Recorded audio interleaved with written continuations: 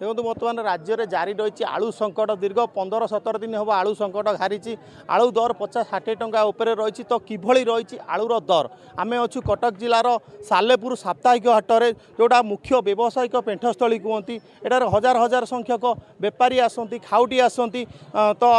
पनीपरिया संग्रह करती तो आम पाखे जड़े खाउटी अच्छा प्रतिक्रिया नवा कौन कहे आज्ञा आलू रेट केते अच्छी बर्तमान आज्ञा बर्तमान बाजार में आलू रेट हूँ 60 टଙ୍କା आउ ये 60 टଙ୍କା आड़ू आम कि पार्नु ये पनीपरिया भी बहुत रेट किसी गोटे रेट सस्ता ना 20 टଙ୍କା भितर किसी ना सबू आज्ञा 60 70 80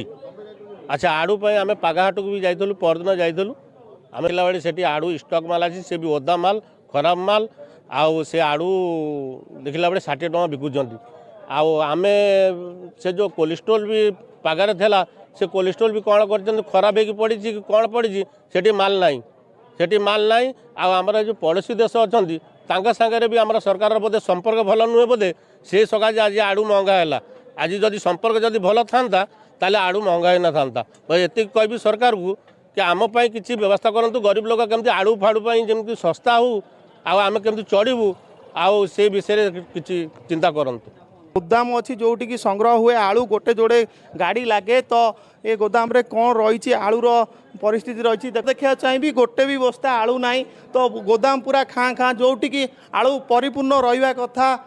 तो गोटे जोड़े गाड़ी लगे आउ देखला बेलू आलू गोटे भी ना रसुण अच्छी पियाज अच्छी अदा अच्छी विभिन्न सामग्री अच्छी आम पाखे गोदाम मालिक अच्छा प्रतिज्ञा नवा कौन कहे आज्ञा आलू रेट कौन आज्ञा आलू तो अधिका रेट किणा पड़ुଛି अधिका गवर्नमेंट कौच 32 टଙ୍କା 35 टଙ୍କା बिकिब तेणु आम आणबू कहीं 36-37 टଙ୍କା रेट बिकबू कहीं 32 टଙ୍କା तेणु कौन दरकार फसवा पाखे तेणु आम चाहूँ आलू जो दिन आसो आम से दिन बिकवा कौन असुविधा सरकार जदि कम रेट्रे कहते बिका आलू तो ना ना आम आणबू कौटू बिकबू कौटू तेणु किए आम दी कथा कह कहीं कौन दरकार चुपचाप बसिलु आ आलू आइले बिक्री करूँ आलू बेंगल छाड़ूनी बड़र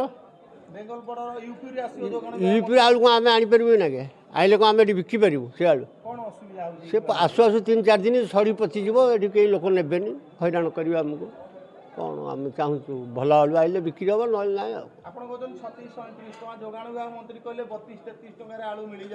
कहीं आम तो पाऊनु जोगाण मंत्री कौन आमको दे पारे आलू 32 टଙ୍କା आनी बिकापी जदि आमको 29 टଙ୍କା 30 टଙ୍କା देवे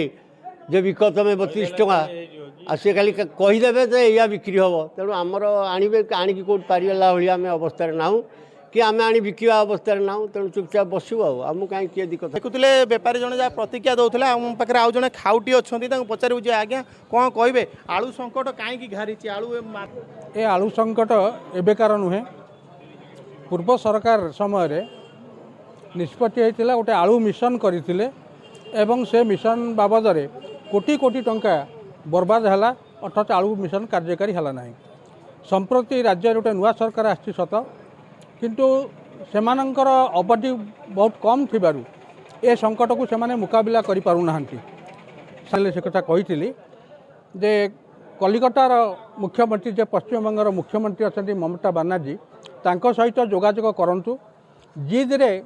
साधारण लोकंकर क्षति न हो साधारण लोक माने जो प्रकार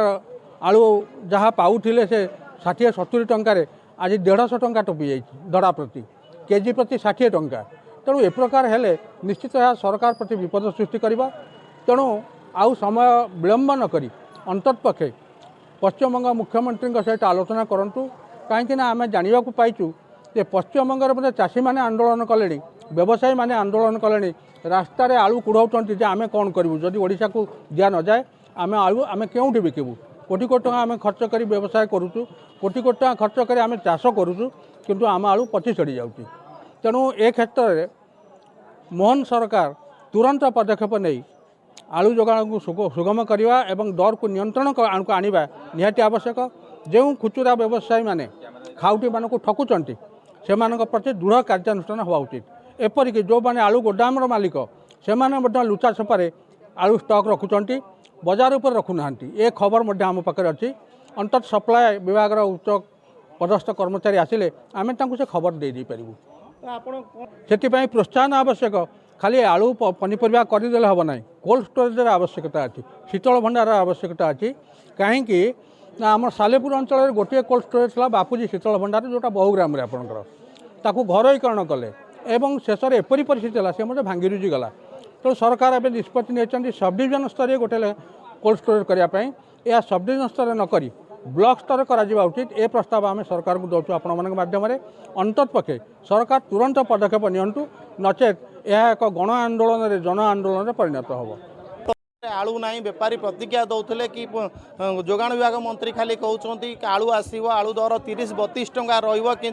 आलू तांकु किणा उच्चा दर में रोचे जहाँफल सी गोदाम खाली पड़ी गोदाम आलू ना खाउटी प्रतिज्ञा दौले कि आलू दर नियंत्रण प्रति सरकार दृष्टि देवाई जदि प्रति ब्लॉक रे गोटे जोड़े कोल्ड स्टोर हुआ हुए तो चाषी प्रम एरिया रे खंडे खंडे आलू चाष हुआ आलू दर सहित पनीपरिया दर नियंत्रण हो पारंता। कटक जिला सालेपुर जगेश्वर विश्वाल रिपोर्ट नक्षत्र न्यूज।